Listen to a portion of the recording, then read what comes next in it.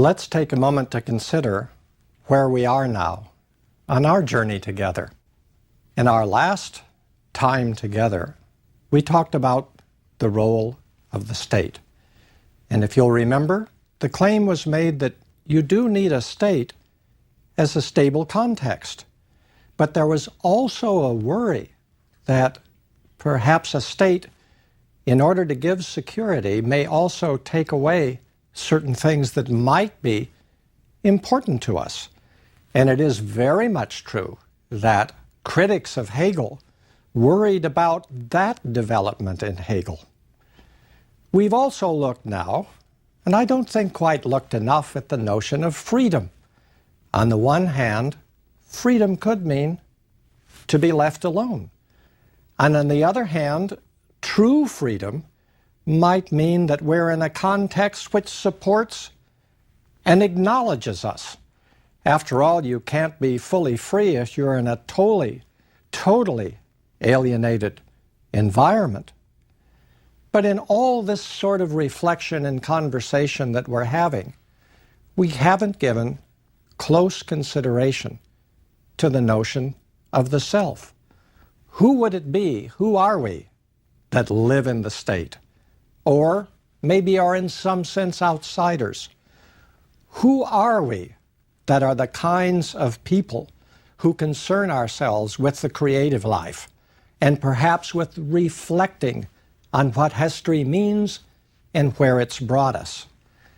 Well, there's a certain conception of the self, of the person, that I'm going to call the billiard ball conception of what a person is. And this conception, the billiard ball conception, takes ourselves as distinguishable from all other selves as separate items. You are you, I am I. Each person is the person that that person is. That's been a very, very influential view in the course of Western thinking.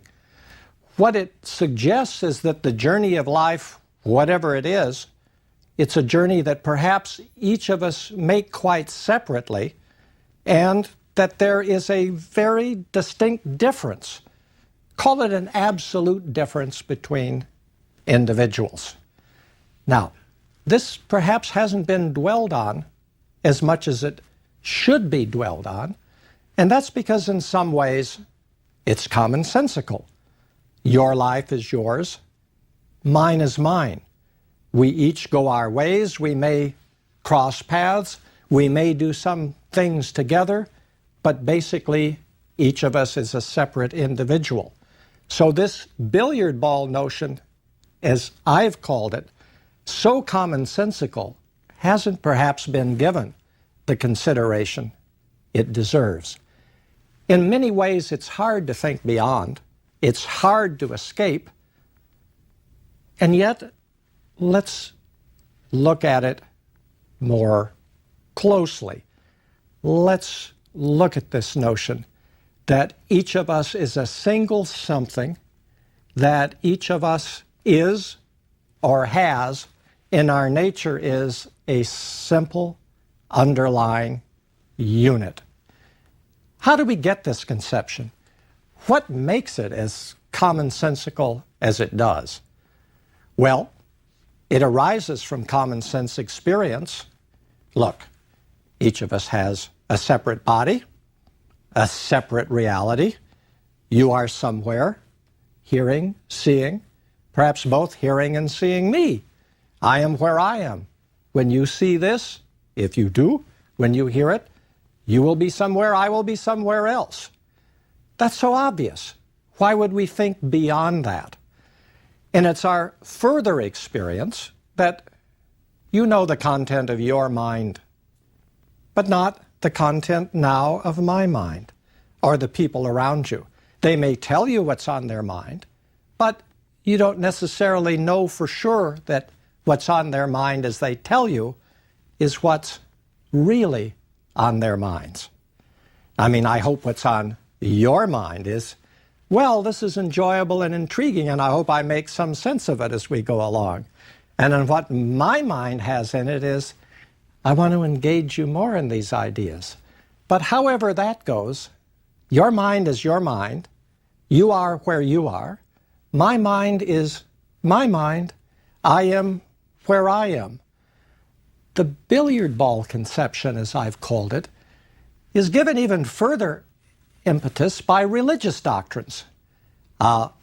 Religious doctrines that construe us as, among other things, either being or having souls that are distinct from our bodies, and the notion that each of us is responsible for our own lives, our own souls, and that if there is something like salvation or a beyond or a meaning of life, that you're responsible for yours and I'm responsible for mine.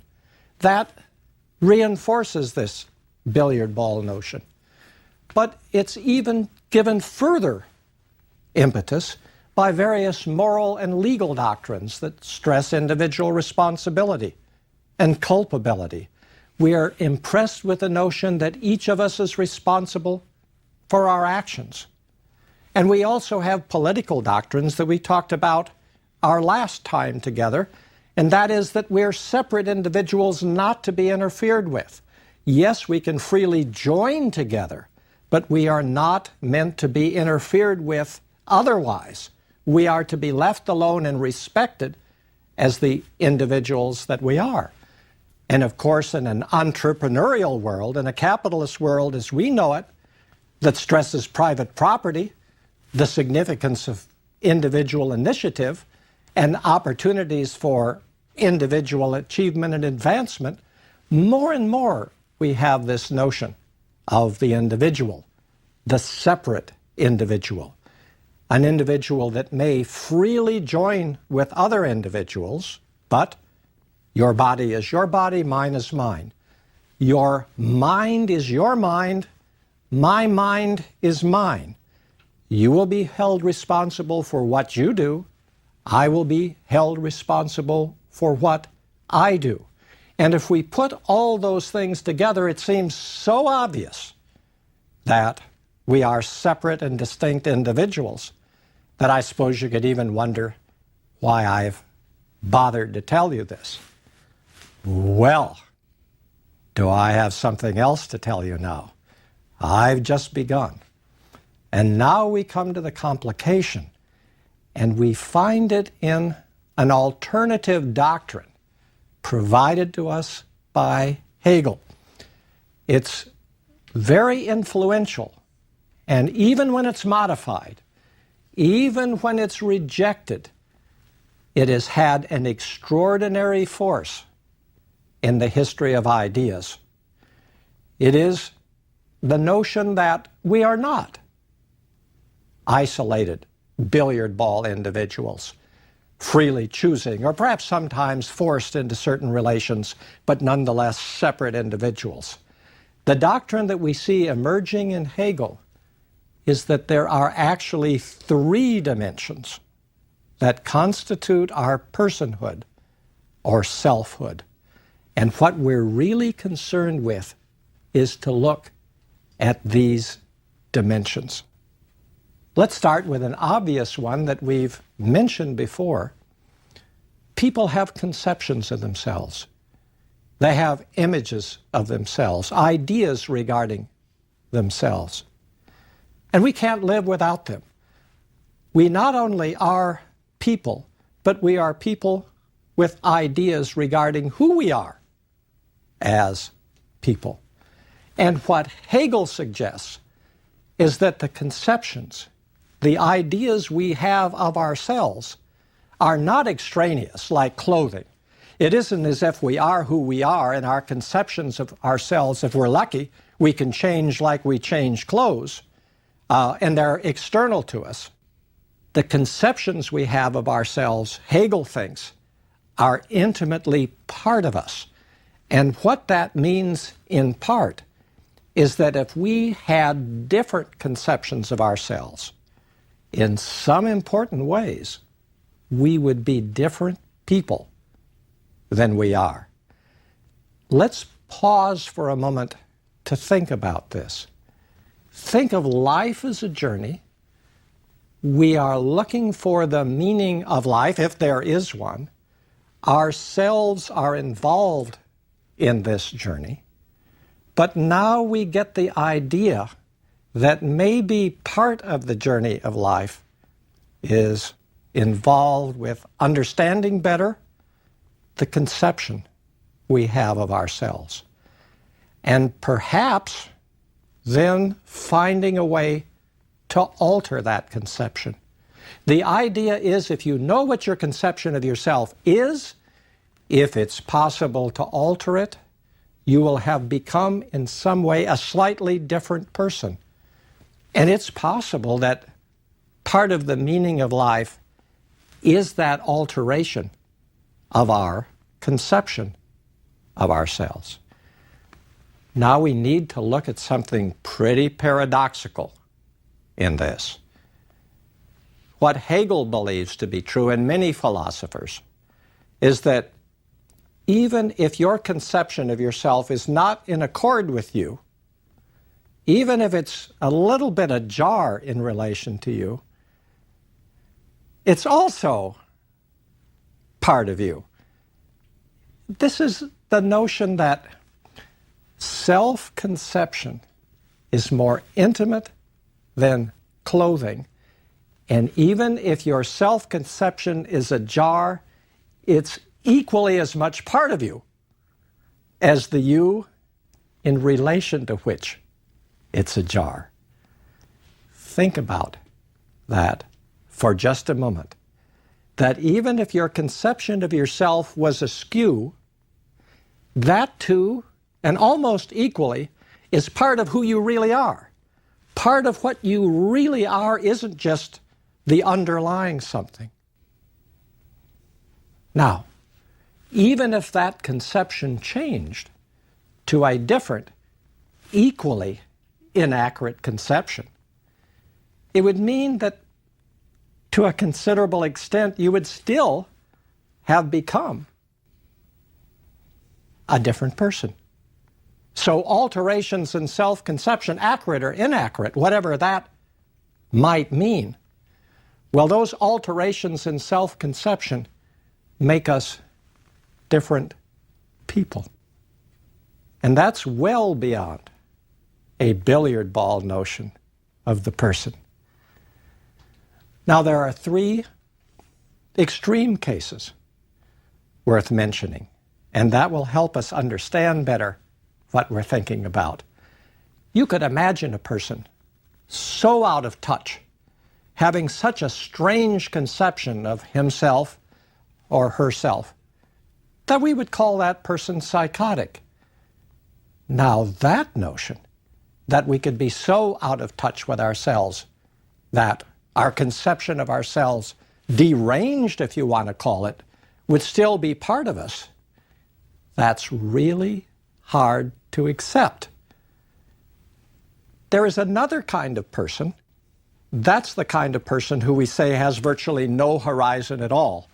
That's the kind of person whose conception of self hugs the self so much that we say that kind of person has no imagination, has no scope, has no self-perspective, has no sense of irony. So we seem to want to play between two notions, a conception of self so out of touch that we say this person is in real trouble, and a conception of self that's so close that we say, what a dull, what an unimaginative person. A person who is so one with self, as we say, no scope, no conflict, no stress, no tension. And if we're to believe people like Hegel, you need scope, stress, conflict, tension to have that kind of dynamic self, as opposed to what I've called the billiard ball self that matters so much to Hegel. There's one more case to consider in this notion that self and its conception of itself are equally important. And that's the notion of self-deception. It's a kind of the most intriguing case we could come up with. We say that many people are in self-deception.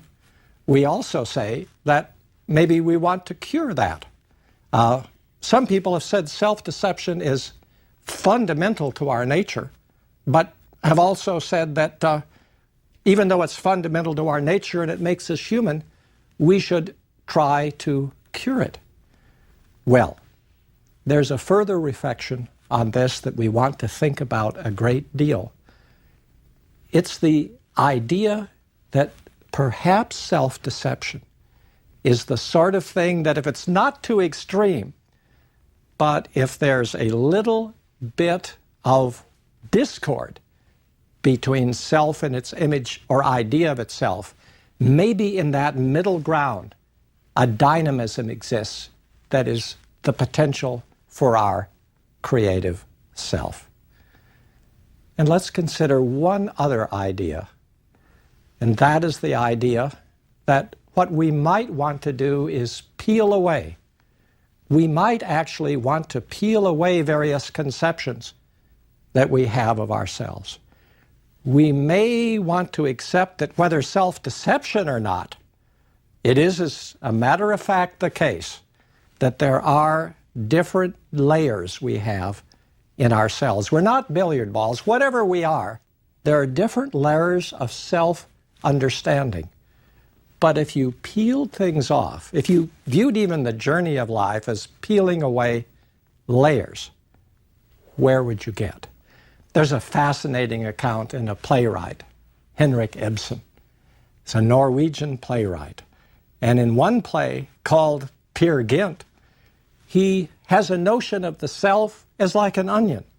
And you'd peel away, and you'd peel away, and you'd peel away, and you'd peel away. But in the end, there'd only be peelings. There would never be a core. Now, this we need to think about. We've talked about some complex things during our time now together. On one view, if you peeled away, you'd get a billiard ball. And you'd say, "I've finally found me." On another view, you wouldn't ever quite get to the billiard ball, but it would be there. But the kind of tensions, conflicts, problems that exist between the billiard ball and its various, sometimes strange ways of understanding itself, well, those would be the great things, the dynamic things, the creative things that make life worth living, that give it its dynamism. How to take this? What to say about it? Do we find anything at our core? Do we find something that's the real us at our core, the proverbial billiard ball? Or should we view human life? Is the journey of life always a tension involving a core and layers that are in or out of touch with the core, but in a certain curious way, almost better out of touch, because in being out of touch, there's creative tension. That's a romantic notion that we've looked at. When we looked before at the Romantics, we had the notion of a life that sought unity, fusion, but it was built out of creative conflict. We've looked at Hegel and the notion that, oh, you embrace conflict, and life is bringing to life out of death great conflicts and experiences that need to be made living. But then, how do we understand this self? Is it, when all is said and done, a billiard ball? Is it a dynamic tension? Let us consider. Whatever we are as human beings, and I think on our journey together thinking about what life might mean, whatever is involved, a relationship is involved. And we've come to see that two of the relata are ourselves and our images, our conceptions with respect to ourselves.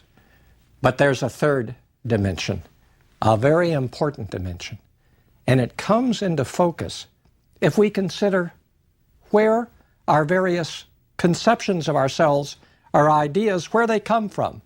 What are their sources? What are the sources of the ways in which we experience and understand ourselves? What we see, it comes through very strongly in Hegel. We've thought about it. that various institutions and historical circumstances in which we find ourselves and into which we grow up, these contribute to our conception of ourselves. So that means if we were living in the Middle Ages, which we're not, then the circumstances of the Middle Ages would form in some degree our conception of ourselves. If we live in an advanced liberal democracy in the 21st century, that would provide many of the elements that would feed our conception of ourselves. We mustn't have the idea that our conception of ourselves just mysteriously bubbles up from within us. If we were to believe Hegel, it's not the case that it works that way. Our conceptions of ourselves, however much they are in tension with an underlying, maybe mysterious self, those conceptions of ourselves are partly generated, partly structured, partly constituted and given their fabric by the historical circumstances in which we find ourselves living.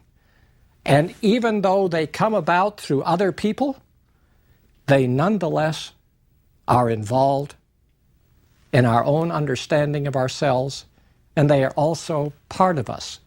And that means that in an important way, others enter into who we are. Had they made, or were they to make, social or historical or institutional circumstances differently than they did, we would understand ourselves differently. We would be different people than we are. Maybe even different kinds of people. There's a view we haven't said much about. We need to. It is called by some historicism. It is the claim that our nature changes over time because of changes in historical circumstances. And if that is true, then the meaning of life would be a quest that would take on a different form as a journey in a different historical period. That is to say, if how we understand life is embedded in history, then the particular history of our time will determine how we construe the journey and how we construe the result that the journey is supposed to lead to. Now, on the billiard ball model, that doesn't make sense. We are who we are. History happens, but it's external to our true nature. And importantly, very, very central to these conflicting views that I'm putting before you is a distinction between internal and external relations. There's a famous story, so famous it's hard to believe it's true, of a professor that once threw a piece of chalk over his back and said, now it was an all-men's school, this is many years ago, he said, "Gentlemen, I've just changed the coast of China." What he was claiming was, what's true of the coast of China is any truth about it. And I suppose the chalk went a few feet in one direction, so the chalk was a little closer or further from China.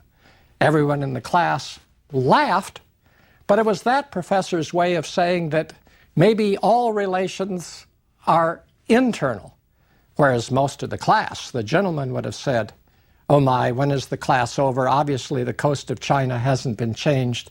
This is pretty nutty." But at the heart of this, of the heart of something like doing that, is the notion of what is really a relation you sustain, perhaps institutional, historical, that you think is internal to who you are. There are certain kinds of relations you enter into that are intimate to you. You may not create them, but they make a great difference as to how you experience yourself and how you see who you are. Whereas there are other relations that are quite external. Let us look now, take a pause and reflect. There's a notion that we see around us very frequently. I think it's a notion that has lived historically for centuries. We see it in magazines, We see it in all kinds of places. It's the notion that one could lose one's identity. Now, what does it mean to say that you could lose your identity? Well, if part of who you are is your understanding of yourself, and that understanding involves elements, nutritional elements, that are provided by your historical circumstances, then I suppose if you were put in a quite different environment, you would have lost part of who you are. Remember a little earlier I said there's the notion that the Romantics had, that basically we are meant to be wanderers, that we should never fully try to find a home in this world. There's the notion that it's important to find a home, important to find an identity, but there's also the notion that maybe it is better to have abrupt changes that allow us not to get fully invested, fully involved in a certain way of being in a certain setting.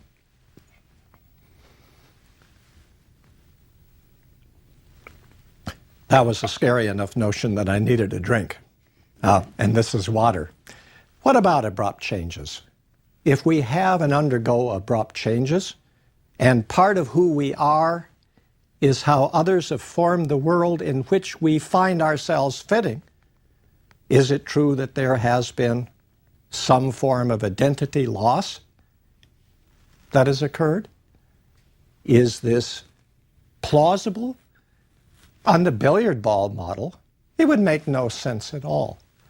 Even on a model that says, I am who I am, maybe how I understand myself isn't perfect, but I'm not influenced by others and wouldn't allow myself to be, it wouldn't make sense either. But if you think of part of your life and part of who you are, part of your very selfhood is embedded in circumstances not of your own making, but in terms of which you nonetheless live your life, then this is a very important notion that if you are radically altered and taken from an environment that you have experienced as where you belong or think you might belong, you will experience identity loss. The language and experience of religion can give us examples of this. One example comes from St. Augustine. He writes engagingly about losing oneself in order to find oneself. And we know that that's a deep religious conception, that perhaps to find yourself, you must lose yourself. But that might mean that what you need to do is lose one sense you have of your identity and come through being in a different kind of circumstance to reach a different sense of identity. And that would involve at least two things: an alteration of your deep connection with the world, and possibly as a result of that alteration in your deep conception of your situation, a fundamental change in you. These are complicated ideas, complicated to capture and to sort out. And what we will see soon is that numerous philosophers take parts of what we've been talking about today and reject them. And other philosophers take the parts that the previous philosophers rejected and say, these are the ones that matter. We're going to see some philosophers emphasize that how we experience ourselves is fundamental.